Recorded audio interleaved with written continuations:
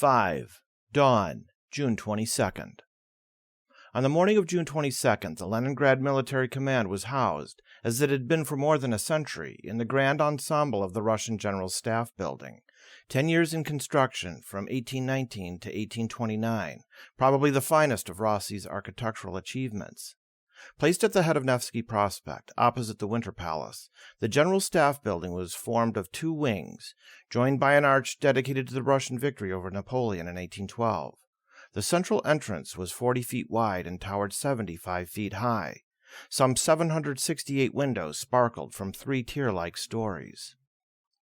A week ago, on June 15th, Colonel, now Lieutenant General B.V. Bachevsky, chief of the Leningrad District Engineers, had returned to this monument to Russian military glory from a trip to inspect the fortified zone being built to protect Russia's newly leased Tango military base from attack from the Finnish mainland. He found the work progressing fairly well, and as he drove back to Leningrad, was happy to see the pioneer camps and children's homes in Karelia were beginning to fill up with summer guests. The forests seemed particularly green and fresh after the cold, wet spring. Bachevsky, young, vigorous, blue-eyed, and slightly balding, knew that Leningrad had received disturbing intelligence, particularly from naval units and points along the Finnish border, of the arrival of German troops in Finland. However, the tempo of activity in the General Staff Building did not seem to have quickened. Lieutenant General Markian M. Popov had gone on a field trip as scheduled. His departure left the building half empty, since most of the senior aides and lieutenants had accompanied him. When Bachevsky arrived at headquarters on Monday morning, June 16th, he had never seen it more peaceful. His own deputy had gone off with General Popov. The weekend war news from Western Europe could not have been more dull. About the only item of passing note was an announcement by the U.S. State Department of the sinking of the freighter Robin Moore by a German submarine off the Brazilian coast. What had eased the atmosphere in Leningrad and throughout the Soviet Union had been the publication in Saturday's papers of an official statement by TASS dated Friday, June 13th. The statement, given in advance to the German embassy for transmission to Berlin, denied rumors of impending war between Russia and Germany. It said such rumors had been current before the recent departure from Moscow of the British ambassador Sir Stafford Cripps, and had become especially widespread since his arrival in London. The implication was that the rumors had been inspired by Cripps or the British. The reports, TASS continued, alleged that Germany had made various territorial and economic demands on Russia, that Russia had rejected the demands, that, as a result, Germany had begun to concentrate troops on the Soviet frontier, and that now Soviet troops were being gathered on the German frontier. Despite the obvious absurdity of these rumors, TASS declared, responsible circles in Moscow have thought it necessary, in view of the persistent spread of these rumors, to authorize TASS to state that they are a clumsy propaganda maneuver of the forces arrayed against the Soviet Union and Germany, which are interested in the spread and intensification of the war. The statement added that, in the opinion of Soviet circles, the rumors of the intention of Germany to break the non-aggression pact and to launch an attack against the Soviet Union are completely without foundation, while the recent movements of German troops which have completed their operations in the Balkans to the eastern and northern parts of Germany must be explained by other motives which have no connection with the Soviet-German relations. As a result, all the rumors according to which the Soviet Union is preparing for a war with Germany are false and provocative. In the face of this declaration, the worries of many commanders had been allayed. Moscow knows what it's doing, some said. Others insisted that Stalin must be right because Stalin always had all the facts in his possession. Especially comforting was the circumstance that not even in the secret meetings of the party elite had there been any mention, any warning, any suggestion that war might be near. The atmosphere in Leningrad eased even more when word spread that Party Secretary Andrei A. Zhdanov, chief of both the Leningrad City and the Leningrad Regional Party organizations, member of the Military Council of the Leningrad District, secretary of the Central Committee of the Communist Party, and right-hand man of Stalin himself, was leaving for his summer vacation. On Thursday, June 19th, Zhdanov left by train for his favorite holiday spot, Sochi, on the Caucasian Black Sea coast. Sochi, a resort of white villas, semi-tropical shrubbery, and a rather stony beach, was also Stalin's retreat. Zhdanov often joined him there for 2 or 3 weeks at a time. The fact that Zhdanov had gone to Sochi seemed to many a guarantee that nothing of consequence would happen. This view was supported by the press. The only news from Berlin in Thursday's Leningradskaya Pravda was an announcement of the signing of a German-Turkish friendship pact. Bachevsky rode out to Karelia every day to check on fortifications work. He was there on Friday when he got a call from Major General Dmitry N. Nikishev, Leningrad Chief of Staff. "Come back immediately," Nikishev said. "Hurry." "I'm glad I found you," Nikishev said when Bachevsky arrived at the General Staff building 3 hours later. "The situation, my friend, is getting a little complicated. The Finns along the Karelian Isthmus are beginning to get ready for action. We have got to begin military protection of the frontier. Is that clear?" "Not exactly." "Prepare your engineers to lay minefields along the frontier." Bachevsky protested that his personnel were occupied in work on fortifications. "Take them off that."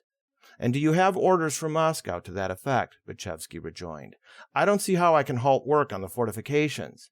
"I don't care what you think," Nikishev snapped. "There's no time to wait for orders. Just plain work is what's needed.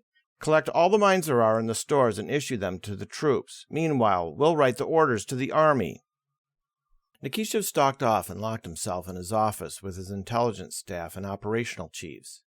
Bachevsky pulled out his files of the contingency plans for mining the frontier and began to draft orders for the 14th, 17th, and 23rd Armies.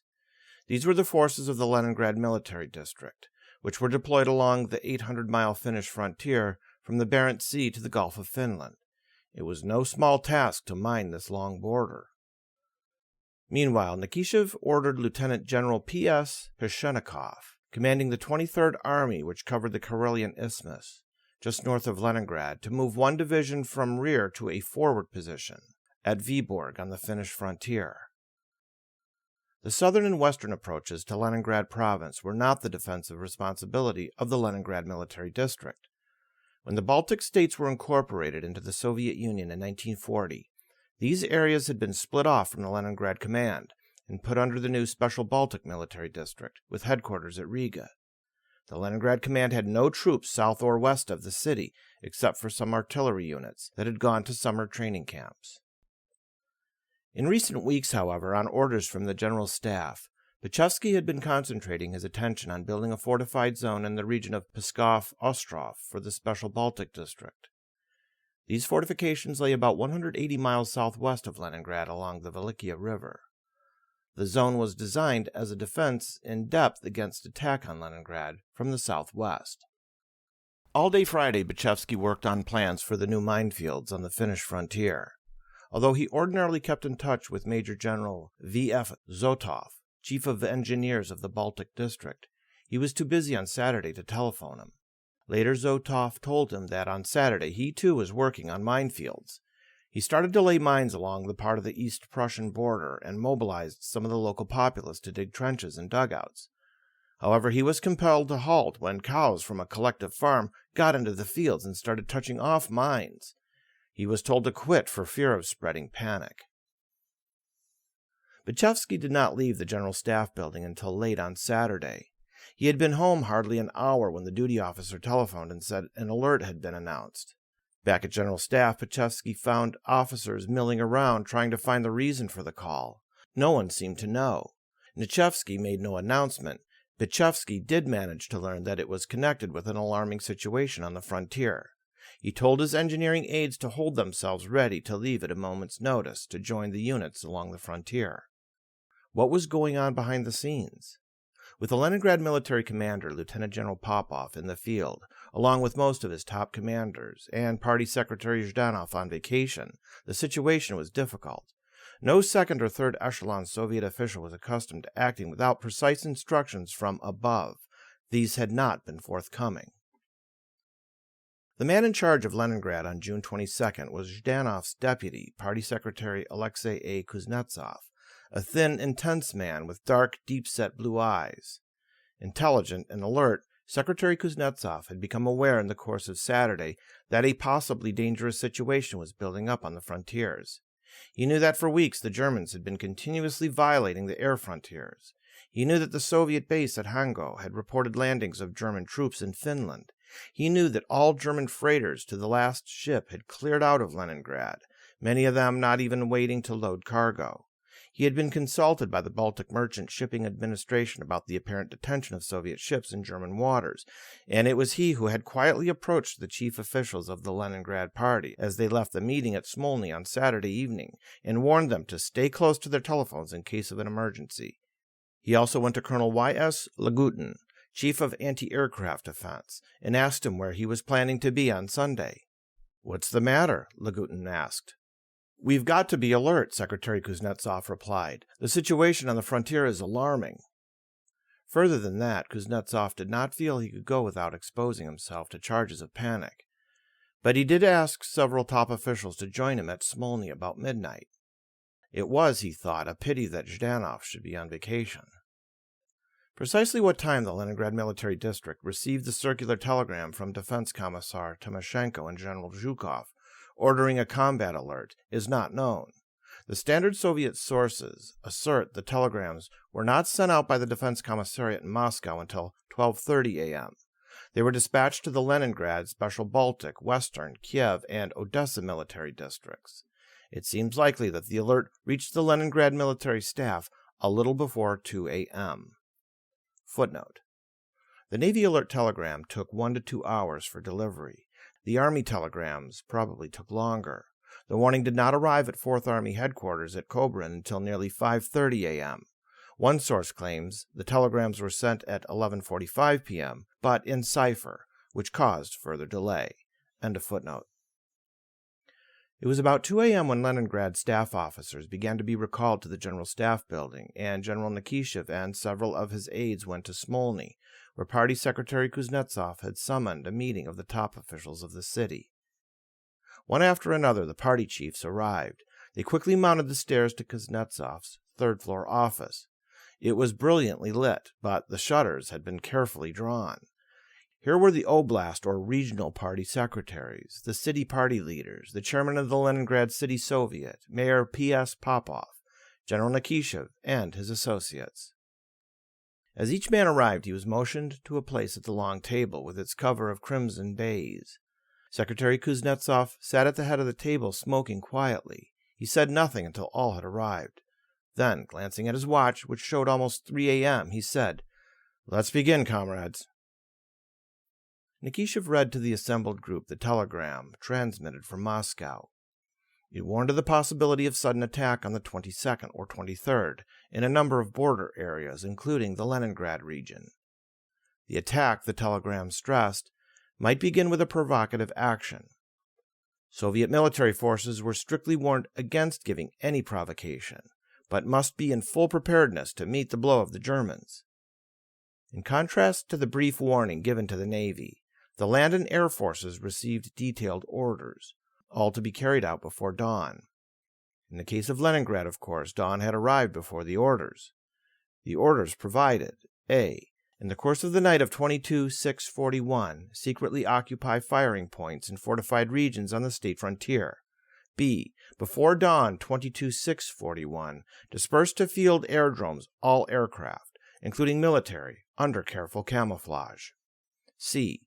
All units to be put on combat alert, troops to be dispersed and camouflaged. D.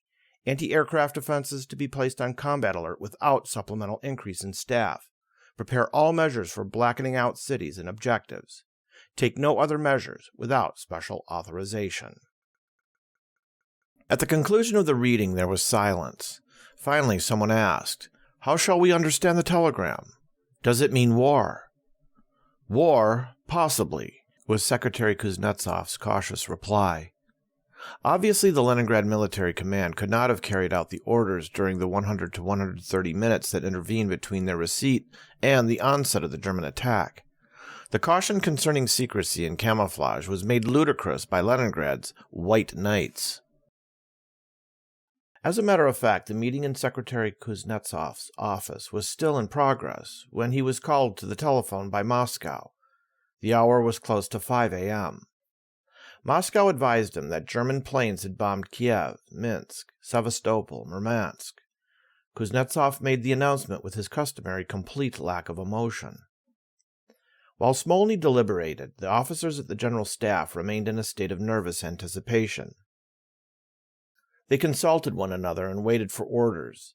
The same scene was enacted at other Soviet military commands, where officers, suddenly tumbled out of their beds by the word "alert," found themselves assembled without clear ideas of what was going on or what to do.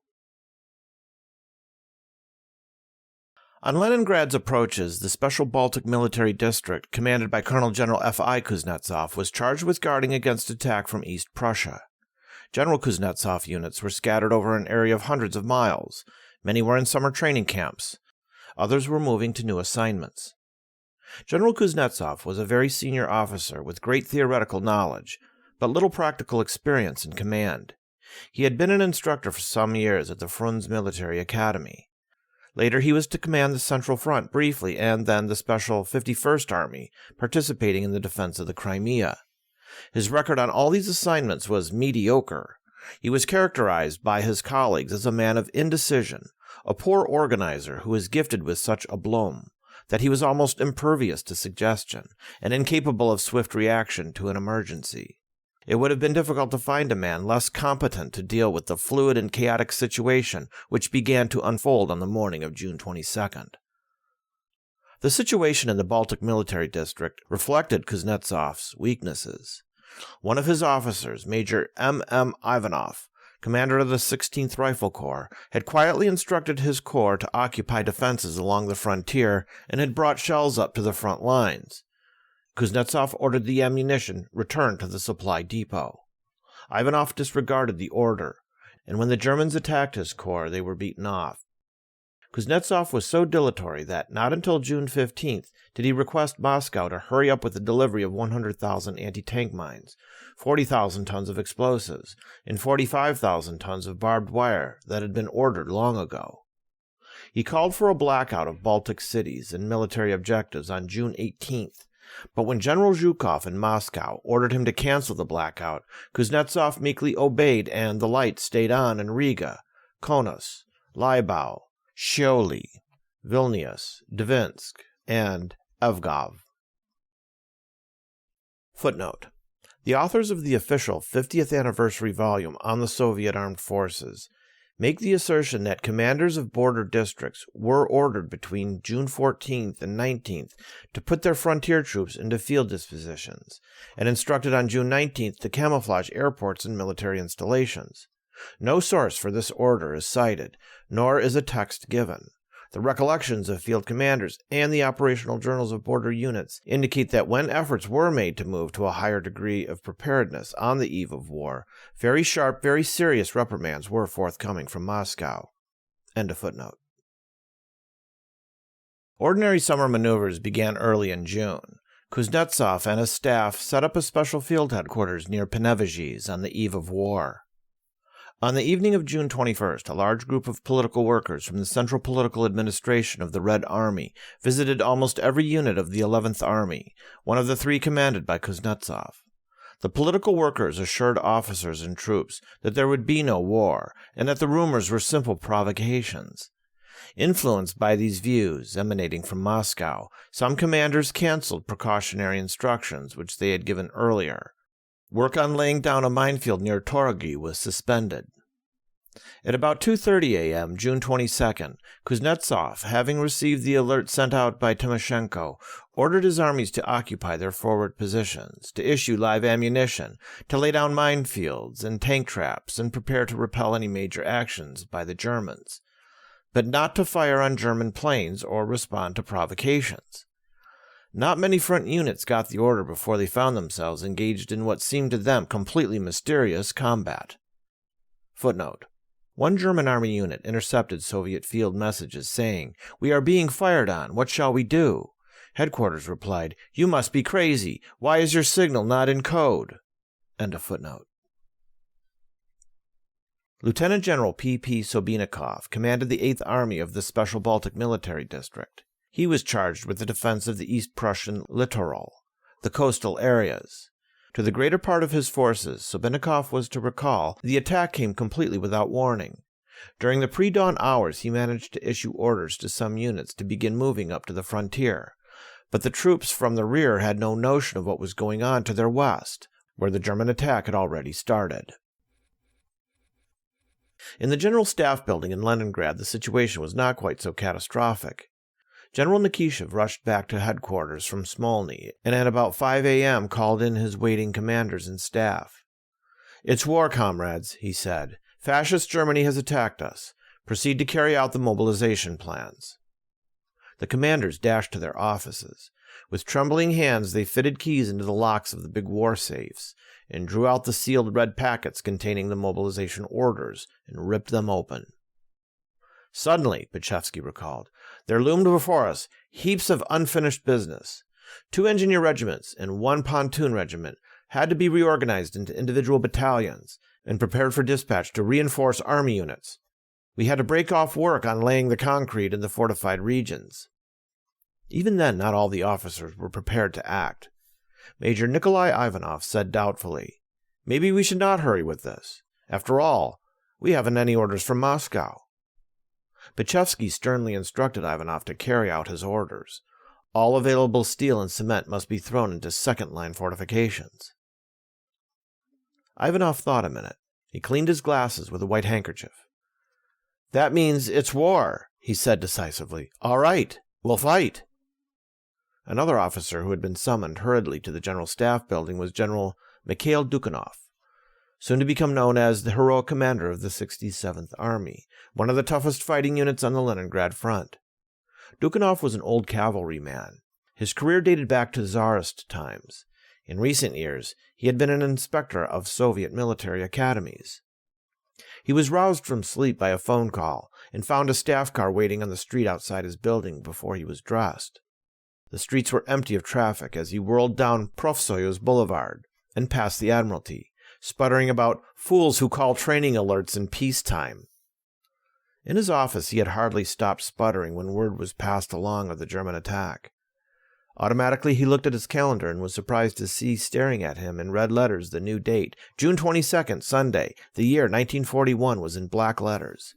His adjutant had torn off Saturday's leaf before leaving the previous afternoon. Within the hour, Dukhanov had his orders. He was to go to Kingisepp, 65 miles to the southwest, with instructions for the 191st Infantry Division to deploy along the Finnish Gulf coast and protect the sandy shore from Kundu to Ust-Narva against possible troop landings. Dukhanov's chauffeur awaited him outside the General Staff Building. Dukhanov looked across the broad palace square, freshly washed. The rosy tints of sunrise were reflected from the windows of the Winter Palace, and shafts of sunlight threw the gray statues into sharp relief. The tip of the Alexander I column was caught in the sun's rays. Not a person was in sight. Dukhanov took his place in the front seat of his car, the driver beside him. From under the great arch of the General Staff Building, a boy and girl appeared. The boy put his arm around the girl and tenderly kissed her. The girl's happy laughter sounded gaily in the quiet morning air. Soon, thought Dukhanov, that charming laugh will be stifled by the grim word, war. He turned to his chauffeur. "Let's go. It's a long way." It was still early morning when Dukhanov arrived at 191st Division headquarters. The duty officer mechanically saluted. "Nothing of importance has happened." All through his discussion with the 191st Division commander, Dukhanov could not get those words out of his mind. Nothing of importance has happened. It was a troubled night in the solid stone house on Lontievsky Perlok, a narrow lane which leads from Gorky Boulevard through the old Moscow merchant quarter to emerge at the Nikitsky gates. The house at number 10, with its sturdy columns guarding a massive door, was heavily curtained. From the street there was no sign of unusual activity, but there had been no sleep in the German embassy that night. After returning from his mid-evening Kremlin conference with Molotov, the ambassador, Count von der Schulenburg, sat down with his trusted friend and confidant, Gustav Hiller, to draft what was to be his last dispatch from Russia. The task was a painful one. For days the embassy had been destroying its secret files and documents. Schulenburg knew that only a sudden and unexpected turn of events could keep Germany from going to war against Russia, in all likelihood before dawn. The prospect filled him with gloom. Hilger shared his despondency, indeed felt it even more keenly. Hilger had been born in Moscow, son of a prosperous German merchant family, and devoted his life to Russia. He was almost as Russian as he was German. He and the ambassador had done everything in their power to halt the onrush of war. They had even taken their lives in their hands and attempted to warn the Russian ambassador to Berlin, Dekanozov, when he chanced to be in Moscow in mid-May. They told him as plainly as they dared that Hitler was preparing to attack. This was treason, they knew, and they would be shot if Hitler ever learned what they had done. But the danger to Germany of the prospective war was so great in their belief as to justify the risk. Dekanozov, with that stubbornness of which only Stalin's best-trained lackeys were capable, shut his ears to von der Schulenburg. He insisted he could not talk of such matters. Only Molotov was competent to listen. Finally, von der Schulenburg and Hilger, utterly balked, gave up their perilous effort. Footnote: V.I. Pavlov, who served as Stalin's principal translator at the Big Three conferences in World War II, accompanied Dekanozov as interpreter. In personal conversation with Dr. Gebhard von Walter, then a secretary of the German embassy in Moscow in 1967, West German ambassador to Moscow, he still insisted 25 years later that the Russians thought the warning by von der Schulenburg was a blackmail attempt. Walter, who was present at the Dekanozov-von der Schulenburg talk, recalled that Pavlov telephoned him the day after the fateful interview, asking him how the conversation should be understood. Walter assured him that the ambassador's words should be taken just as they had been spoken. End of footnote. Now on this evening of June 21st, 22nd, von der Schulenburg drafted a telegram to the Foreign Office in Berlin, reporting the curious conversation he had had an hour before in the Kremlin with Molotov, patiently explaining to his chiefs Molotov's almost pitiful effort to open up at this last hour, when Hitler's armies already were moving to the frontier for their dawn assault. New conversations aimed at appeasing whatever appetites Hitler might have. Neither Schulenburg nor Hilger had hoped that this cablegram would affect Berlin's action. Both knew the die had been cast, yet they were determined to play out the game. The cable was drafted, encoded, and sent to the message center. It was timed at 1:17 a.m., and the ambassador went to his residence to await events. One of his aides, Gebhard von Walter, went with him. Hilger remained at the embassy. There were a few persons left there, not only the women and children and the German businessmen, but the German experts in Russia on various missions. Many of them in connection with the supplies Russia was providing to the Nazis had gone back home.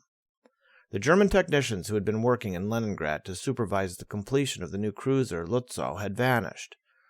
The naval attaché, Captain von Baumbach, in charge of the Lutzow work, had left that very evening, the last to go. The consulates had packed up. Everyone had been rounded up except a small group of Germans aboard the Trans-Siberian Express, bound from Tokyo to Moscow. Now it was the morning of June 22nd. The ambassador had known for a week that this was the date set for the attack. He knew that the hour was supposed to be 4 a.m. Walter had brought this information from Berlin only the day before. Suddenly, the duty officer telephoned. A long telegram was starting in from Berlin. There was hardly any doubt what it might be. The ambassador arose with a sigh and returned to his chancellery. The time was 3 a.m. The message was prefixed. Very urgent, state secret. It was for delivery to the ambassador personally. As soon as von der Schulenburg read the opening words, he knew what the remainder would say. It began, 1. Upon receipt of this telegram, all of the other cipher material still there is to be destroyed. The radio set is to be put out of commission.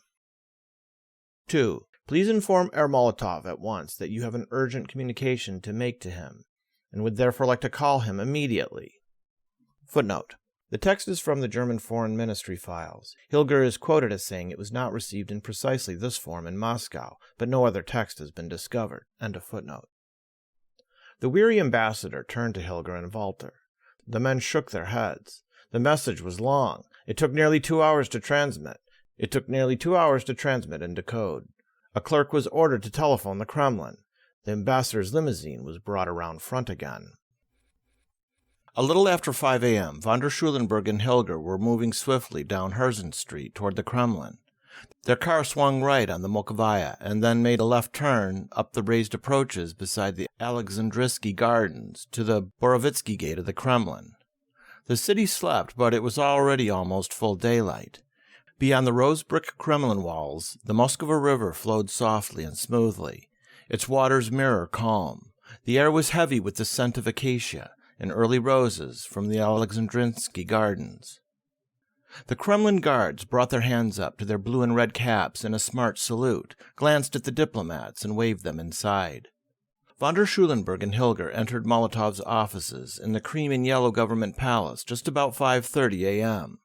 Molotov, tired, worn, and dour, showed them to seats at a long table covered by green baize. Von der Schulenburg drew out his message and began to read. The Soviet ambassador in Berlin is receiving at this hour from the Reich Minister for Foreign Affairs a memorandum. Unable to contain himself, Molotov blurted out, "Heavy bombing has been going on for 3 hours." Von der Schulenburg looked up from his papers but said nothing. He droned on for 10 minutes and concluded, "Thereby the Soviet government has broken its treaties and is about to attack Germany from the rear in its struggle for life. The Führer has therefore ordered the German armed forces to oppose this threat with all the means at their disposal."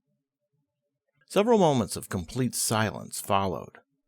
Molotov seemed to be struggling to maintain his stony demeanor. Finally he said, "Is this supposed to be a declaration of war?" Schulenburg lifted his shoulders helplessly. Molotov then spoke with indignation. He said the message could be nothing but a declaration of war, since German troops had already crossed the border and Soviet citizens had already been bombed. He called the Nazi action a breach of confidence without precedent. He said Germany had attacked Russia without reason, that the excuses given were nothing but pretexts, that the allegations of Soviet troop concentrations were sheer nonsense, that if the German government had felt offense, it merely needed to send a note to the Soviet government instead of unleashing war. "Surely we have not deserved that," said Molotov. The ambassador replied with a request that the embassy staff be permitted to leave the Soviet Union in conformity with international law. Molotov icily rejoined that the Germans would be treated with strict reciprocity. The ambassador and Hilger shook hands with Molotov and re-entered their car. As it purred down the gentle slopes out of the Kremlin compound, they saw, Hilger later recalled, a number of cars arriving. He thought he recognized several high-ranking generals in the machines. The Germans drove in silence back to the embassy, which lay less than 5 minutes from the Kremlin. It was a region of Moscow with which Hilger had been familiar since boyhood. As he passed through the streets, he thought with sinking heart that he would never see them again. Footnote. While von der Schulenburg and Hilger were at the Kremlin, Walter gathered up some of the embassy personnel from their homes and brought them to the embassy. He then went to the railroad station to await the arrival of the Trans-Siberian in order to escort the German party from the train to the embassy. While he waited there, an NKVD officer appeared and politely told him that he must return to the German embassy. Walter did so. The Russians did not even bother to accompany him. The German diplomats in Moscow were treated throughout with complete courtesy. In contrast, the Soviet personnel in Berlin and elsewhere in Germany were subjected to rude and even brutal treatment. End of footnote. The telephone in the Soviet embassy in Berlin rang at 3 a.m., awakening Counselor Valentin Berezhkov from a restless sleep. A voice that was unfamiliar said that the Foreign Minister Joachim von Ribbentrop was in his office and wished to see Ambassador Dekanozov immediately. The unknown voice and the official tone of the language struck a sudden chill into Berezhkov. But he shook off his apprehension and said he was pleased that the foreign minister was prepared to receive Dekanozov in response to his repeated requests. "We know nothing of any requests," the voice said coldly. "I have been instructed to advise you that the Reich Minister Ribbentrop wishes to see the Soviet representative immediately." Berezhkov said it would take a little time to rouse Dekanozov and get the car sent around. He was told that Ribbentrop had sent a car which was already outside the Soviet embassy. When Berezhkov and Dekanozov emerged on the Unter den Linden, they found a black Mercedes waiting. A uniformed officer of the SS Totenkopf division, Death's head gleaming on his cap, escorted them, together with a Foreign Office protocol officer also in uniform. Over the Brandenburg gates, the first rays of the sun were already visible. It was going to be a fine, clear, warm day. Entering the Wilhelmstrasse, they saw a crowd. Floodlights illuminated the entrance to the Foreign Office. There were cameramen, movie crews, journalists, officials. Berezhkov's sense of alarm deepened. The two Russians walked up the long staircase and down a corridor to Ribbentrop's suite. The corridor was lined with uniformed men who snapped to a smart salute and clicked their heels. They turned to the right into Ribbentrop's office, a vast room with a desk at the far end where Ribbentrop sat in his gray-green minister's uniform. To the right of the door was a group of Nazi officials. They did not move when the Russians entered. Dekanizov walked silently across the long room, and Ribbentrop finally rose, silently bent his head, offered his hand, and invited the two Russians to sit at a round table nearby. Berezhkov noted that Ribbentrop's face was bloated. It was muddy in color, and his eyes were bloodshot. He swayed a bit as he walked, and the thought entered Berezhkov's mind, the man is drunk. As they sat at the table and Ribbentrop began to speak, slurring his words, it was obvious that he was, in fact, intoxicated. Dekanizov had brought the text of his latest instructions from Moscow with him, but Ribbentrop brushed the subject aside. It was another matter he wished to discuss. The German government had become aware of concentrations of Soviet troops along the German frontier.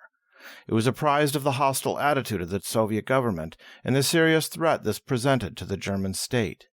The Soviet forces had repeatedly violated the German state frontiers. He presented Dekanizov with a memorandum detailing the Nazi allegations. The Soviet government was preparing to strike a deadly blow at the Nazi rear at the moment, when it was engaged in a life-and-death struggle with the Anglo-Saxons. The Fuhrer could not endure such a threat and had ordered appropriate military countermeasures. Dekanizov interrupted.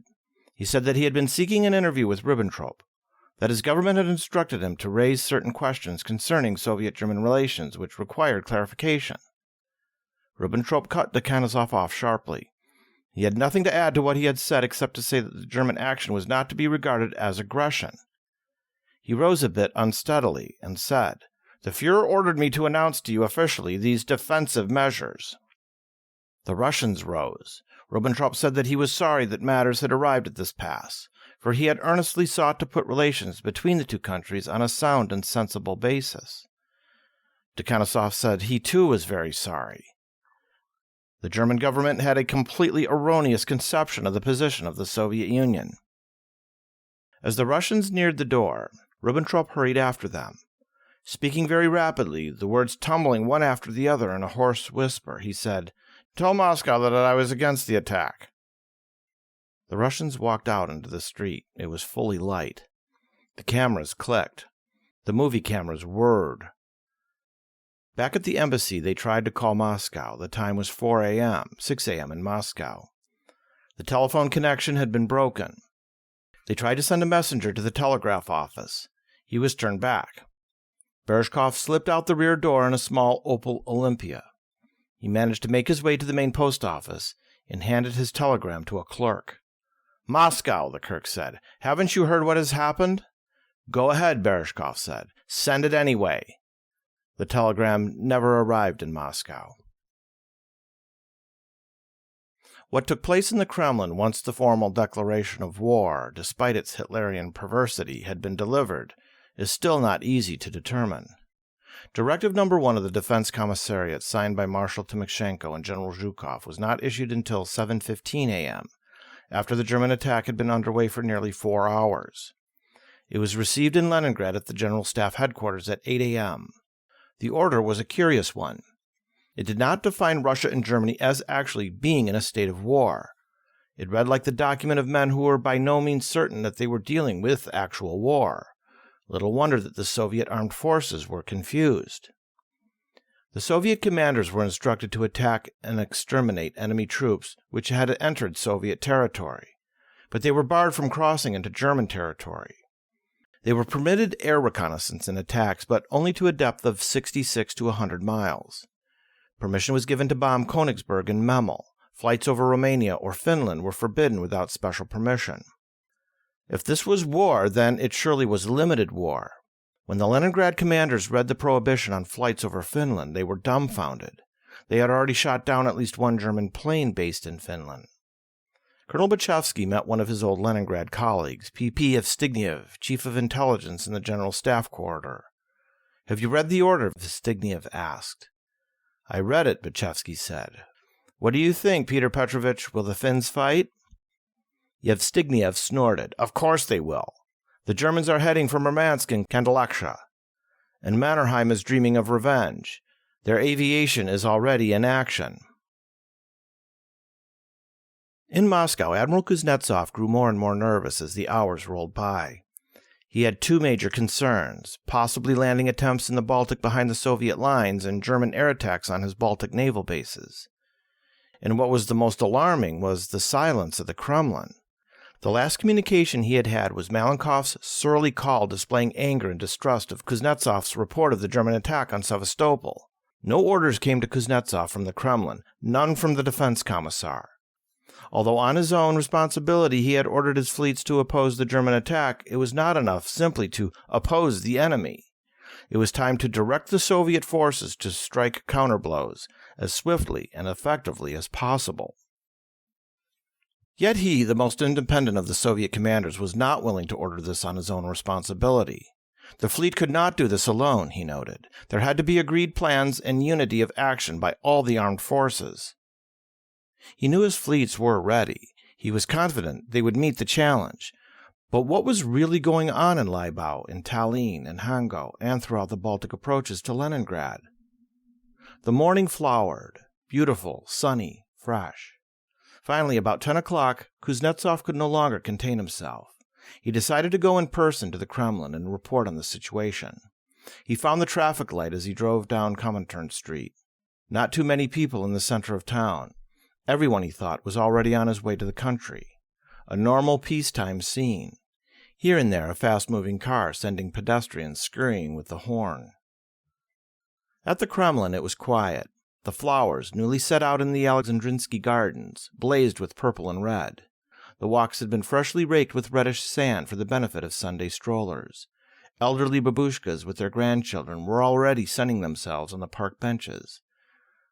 The guards at the Borovitsky gate, in their parade-white jackets and blue trousers with the wide red stripes, snapped to a salute, glanced into the car, and waved it on. The admiral's machine speeded up the incline and whirred into the courtyard outside the government palace. Kuznetsov peered in all directions. No cars, no strollers, no signs of activity, nothing. One car was coming out. It halted to let the admiral have the right-of-way of the narrow drive. Apparently the leadership has met somewhere else, Kuznetsov decided. But why hasn't there been any official announcement about the war? Where could the leaders be? What was going on? He was still pondering this question when he got back to the Naval Commissariat. "Did anyone call?" Kuznetsov asked his duty officer. "No," the officer replied. "No one called." Kuznetsov waited all day. No one called from the government. He did not hear from Stalin. Not until evening did Molotov telephone to ask how the fleet was making out.